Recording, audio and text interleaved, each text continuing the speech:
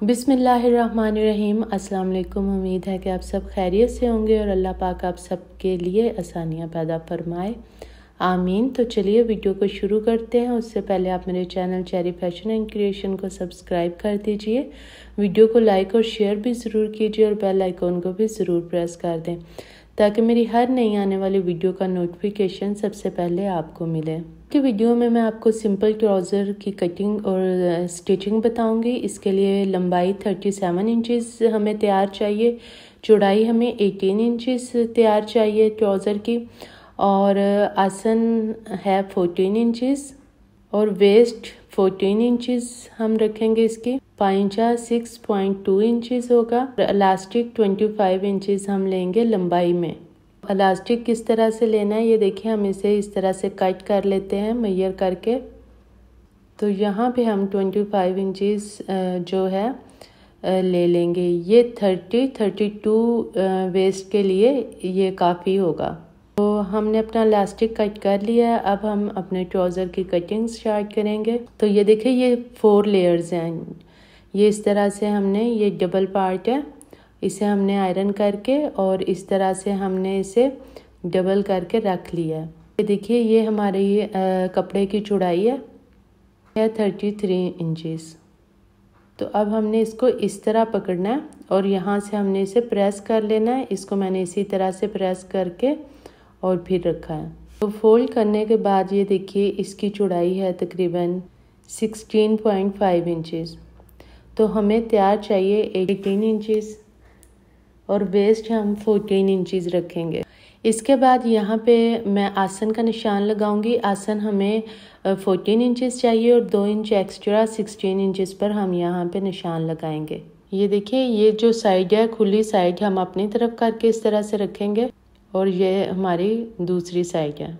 अब हमने 16 इंचेस पे निशान लगाया है और चूँकि जो हमारी चौड़ाई है कपड़े की वो कम है, वो यहाँ से हमें तकरीबन चाहिए 18 इंचेस।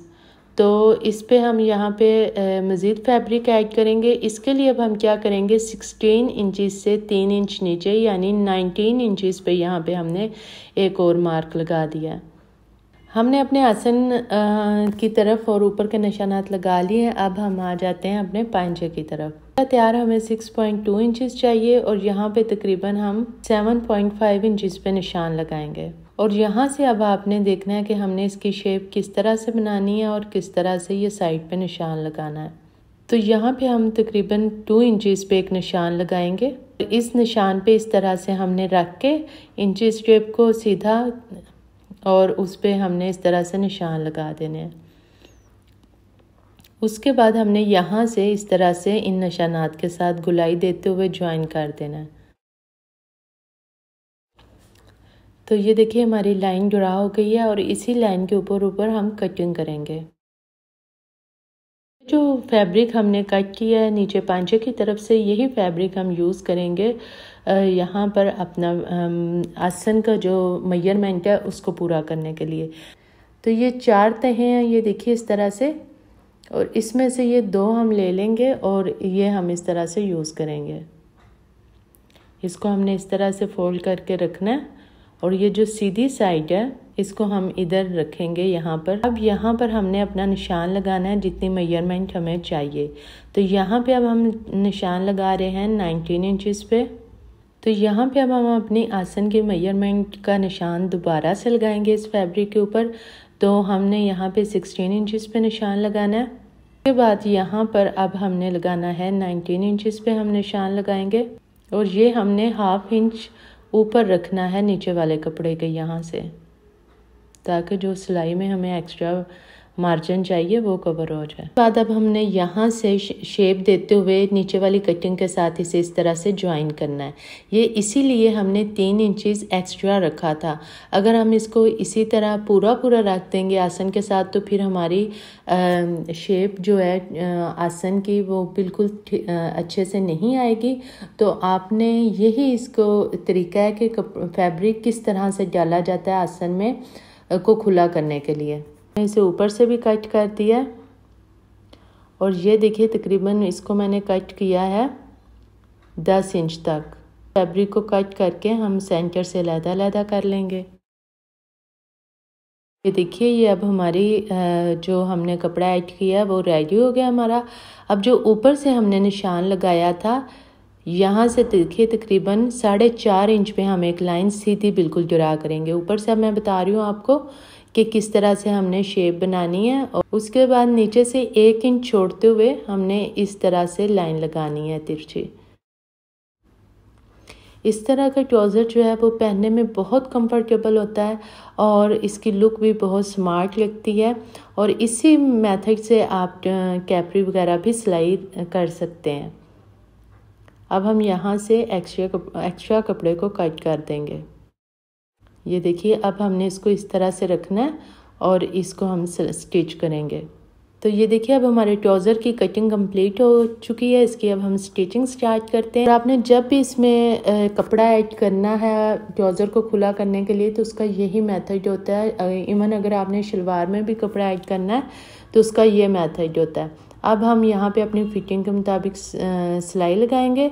और नेक्स्ट ये देखिए, ये आसन जो थी हमने 16 रखी थी इसकी, इस तरह से कर्व में जब इसकी होगी कटिंग तो ये 16.5 इंचज़ हो गए, यानी कि ½ इंच इसमें मार्जिन आ गया। उसके बाद ये देखिए, इसकी ये जो सिलाई है, यहाँ पे कपड़ा डालने का मकसद ये होता है कि ये सिलाई है जो उसकी लंबाई बढ़ जाती है।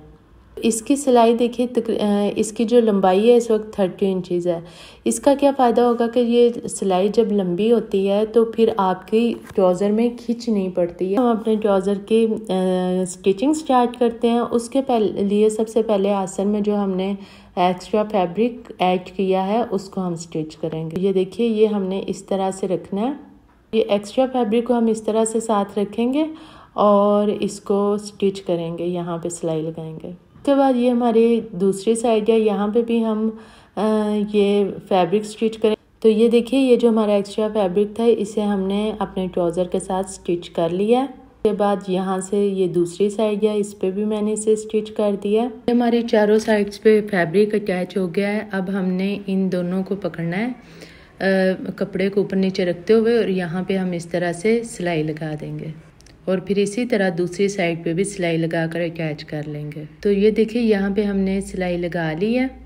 इसी तरह ये हमने दूसरी साइड पे भी सिलाई लगा ली है। देखिए, दोनों साइड से सिलाई लगाने के बाद ये इस तरह से हमारा ये जो हमने फैब्रिक अटैच किया वो भी देखिए कितने अच्छे तरीके से अटैच हुआ है। उसके बाद अब हमने अपने इलास्टिक को अटैच करना है और यहाँ से हम स्टार्ट करेंगे सेंटर से इसको अटैच करना। उससे पहले हमने इसे इस तरह से रखना है ½ इंच ऊपर और यहाँ पे 2-3 सिलाइयाँ हम लगाएंगे और उसके बाद फिर हम इस तरह से रखेंगे इलास्टिक को और यहाँ से थोड़ा सा ½ इंच इस तरह से अंदर को टर्न करते हुए इधर हम सिलाई लगाएंगे। तो ये इस तरह से हमने सेंटर में रखना है और थोड़ा सा कपड़ा हम इस तरह से फोल्ड करते हुए और हमने यहाँ पे सिलाई लगानी है। सिलाई हमने इस तरह से लगानी है कि जो हमारी सिलाई है वो इलास्टिक के ऊपर नहीं आनी चाहिए। यहाँ से आपने मेथड और से देखना है। ये देखिए, अब यहाँ पे हमारी इलास्टिक ख़त्म हो गई है तो जहाँ से हमने अटैच कर लिया वहाँ से हम इस तरह से खींचते हुए इलास्टिक को निकाल लेंगे और मज़ीद स्पेस हमारी बन जाए कि हमने इसी तरह इलास्टिक को खींच के निकाल के फिर दोबारा अटैच करना है।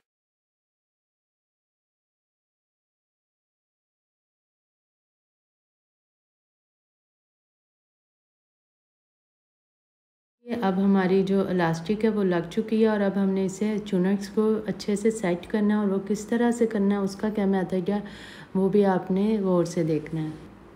तो इसके लिए ये देखिए, यहाँ से हमने सेंटर से देखना है, यहाँ से हमने इलास्टिक को पकड़ना है और ये दूसरी साइड से भी ये जो दरमियान वाली सिलाई है वहाँ से हमने इन दोनों को सिलाइयों को बराबर रखना है। उसके बाद हम देखेंगे, ये देखिए हमारी एक तरफ इलास्टिक कम है और एक तरफ ज़्यादा है। अब हम इनको खींच के और इस तरह से पहले दोनों साइड्स को बराबर कर लेंगे। ये देखिए, अब हमने दोनों सिलाइयों को इस तरह से साथ रखा और अब इनको हमने इस तरह से मैयर किया तो हमारी दोनों इलास्टिक जो हैं वो बराबर हो चुकी हैं। अब ये फर्स्ट काम हमने ये करना था कि इन्हें हमने दोनों सिलाइयों को हाफ में लेकर जाना था। नेक्स्ट अब यहाँ से हमने साइड से देखना है। ये देखिए जो हमारी साइड की सिलवट है इसे हमने इस तरह से सेंटर में करना है, साइड पे करना है, साइड में, और वहाँ से जो चुनट्स हैं एक्स्ट्रा उसको आगे की तरफ यहाँ से इधर से इस हिस्से के दरमियान में आपने इनको चुनट्स को सेट कर देना है। और दूसरी तरफ से भी इसी तरह आपने इसको सेट कर लेना है। इस पार्ट के अंदर ये चुनट्स सेट कर देने। इसके बाद बैक पे भी हम यही करेंगे। फ्रंट से हमारा सेट हो गया, अब बैक से भी हम इसी तरह अपनी चुनट्स को सेट कर लेंगे। तो ये जो हमारी चुनट्स हैं वो बिल्कुल सेट हो गई हैं और अब हम इनको बाकी सिलाइयाँ इस पर लगा लेंगे। नेक्स्ट सिलाई हमने यहाँ से लगानी स्टार्ट करनी है। तकरीबन 3 पॉइंट्स का मार्जिन छोड़ते हुए, एक पैर का जो मार्जिन होता है उससे थोड़ा सा ज़्यादा छोड़ते हुए हमने इस तरह से स्टार्ट करना। और यहाँ पे हमने मशीन का बखिया जो है वो बड़ा कर लेना है और हमने इलास्टिक को दोनों हाथों से इस तरह फुल खींच के और फिर सिलाई लगाना स्टार्ट करनी है।